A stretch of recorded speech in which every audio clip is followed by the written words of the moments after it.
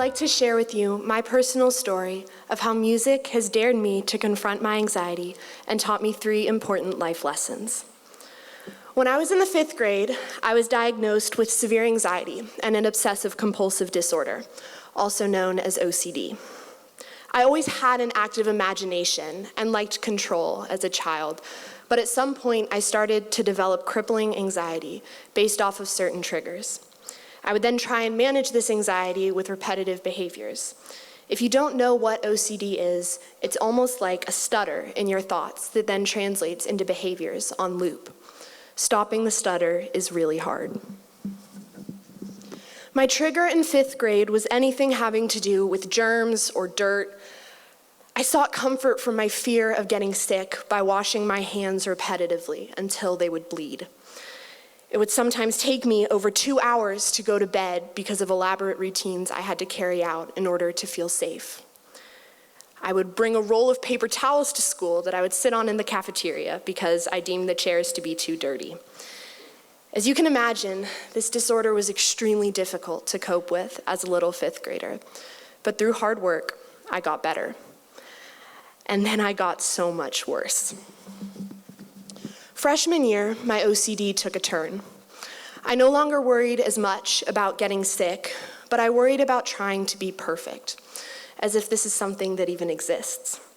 I wanted to be the perfect friend, student, athlete. I thought I needed to look perfect and act perfect. I became what Taylor Swift calls a pathological people pleaser. This was exhausting to keep up, and so I started to isolate myself. I stopped doing sports that I loved.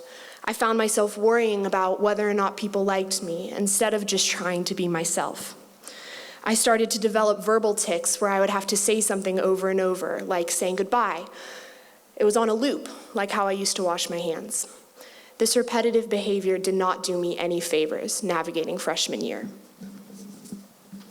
Ironically, when people would say something nice to me, like tell me that I'm lucky or that I'm good at this or that, this compliment would then start to fester into worry and anxiety. To quote Taylor Swift again, she sings, "And they tell you that you're lucky, but you're so confused, 'cause you don't feel pretty, you just feel used." This sentiment really struck a chord with me. I often worried that if I wasn't what people expected, what they thought, that not only would they no longer like me, but I wouldn't like myself. I wouldn't be me. My struggle continued sophomore year, but it became more complicated. The more I started to isolate myself, the harder it was to figure out who I actually was in the first place. And by placing value on external things like appearance or performance metrics, I discovered that my struggle could be used against me. I experienced firsthand that my crippling need to be seen as perfect could make me vulnerable to emotional abuse and manipulation, even from someone I should be able to trust. I ultimately had to take a time out from school, from my activities, to learn how to pursue excellence and not perfection, and to learn that my worth is defined only by myself. My parents, extended family, teachers, friends, my band have all helped me tremendously. But today I'd like to draw out what I've learned from music. Music has always been a huge part of my life. I started singing as soon as I could talk, started playing cello at 4, and guitar and piano quickly followed suit. When I started writing my own music, this helped me to process and cope with the anxiety and thoughts that sometimes take over and inhibit my brain. Sharing my music with others has unlocked something even more for me. At first, it was scary to consider sharing something so personal, but after hearing my first studio-recorded song, which I wrote about my struggles with OCD, played back to me, it felt like a path out of my self-imposed isolation. I could reach out, and maybe someone somewhere would hear my story and feel less alone, feel more connected. Based on my experience using music to help me with my OCD, I'd like to share 3 important lessons along the theme of Do I Dare? My first lesson is, dare to craft your voice. You've probably heard the more familiar expression, find your voice, but I chose the word craft intentionally. I don't think your own unique voice is something that exists inside you all along and is just waiting to be discovered or let out.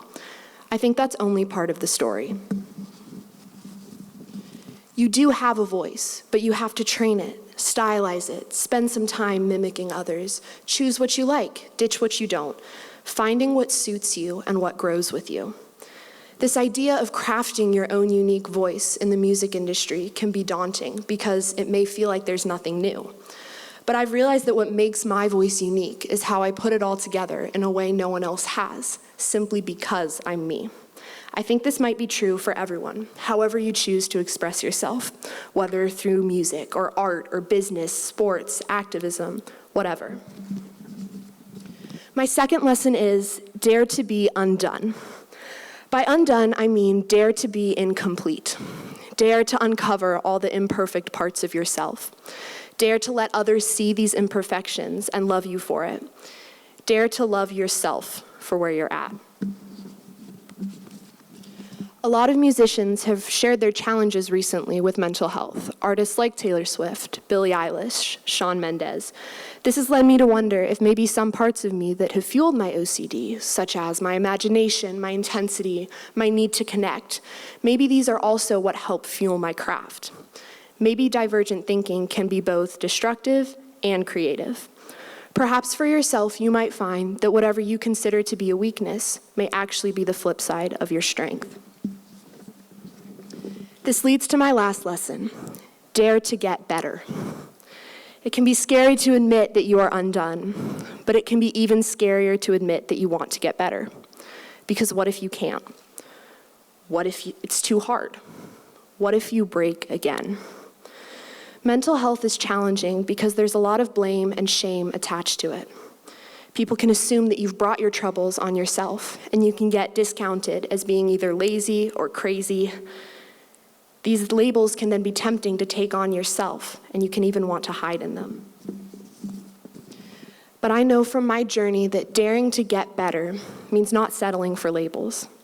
Daring to get better commits to the ongoing steady progress and realizes that healing isn't linear. I will have good days where I feel happy, free, alive, and I will have bad days where I'm struggling and need grace and patience. Getting better, whether with my mental health or with my music, has taught me that it requires daily practice. You have to show up every day, even when you don't feel like it. Overall, music provides a path for healing because it acknowledges that you are broken. It offers solace and validation. It can flood your brain with dopamine, but most importantly, music connects us with others. Knowing that I am unique, but also not alone, is how I felt when I heard that first song played back to me. So I would like to challenge you to craft your voice, to be undone, to dare to get better. In writing this talk, I realized that I might not have chosen the path that I've had to take or want to experience the heartbreak and abuse again, but it is my story, and I will fight like hell to claim the life I want and deserve. I hope you dare to do the same. I'd like to finish my talk today by playing you a little snippet of a song that I wrote and recorded this past summer.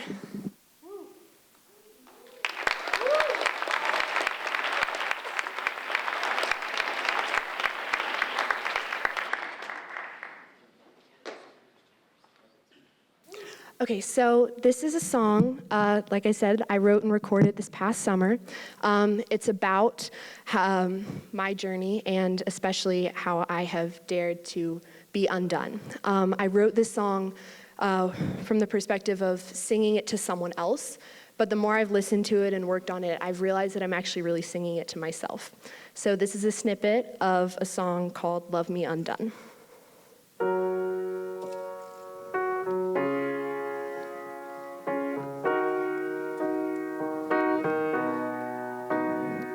If I'm being honest, I'm slightly narcissistic sometimes. I only care about my mere reflection, and I get tunnel vision, and I tend not to listen. I can be kind of a bitch, but I swear that I'm trying. I swear that I'm trying. Could you love me with the lights on? when the curtains close and I'm no longer putting on a show? Could you love me if I let you see I'm not perfectly put together like I appear to be? Could you love me through my crazy? Could you love me undone? Ooh.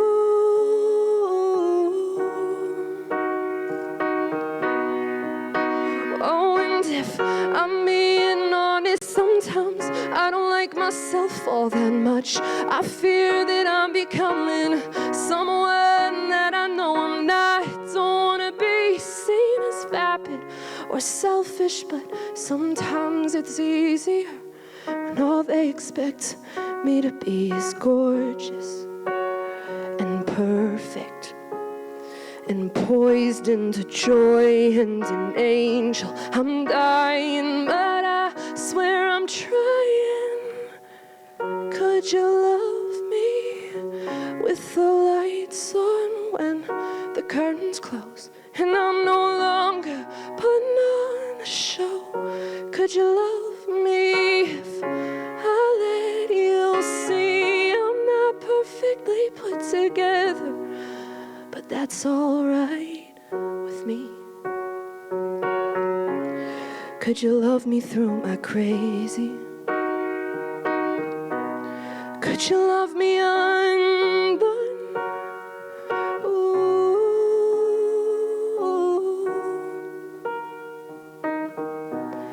Please love me undone.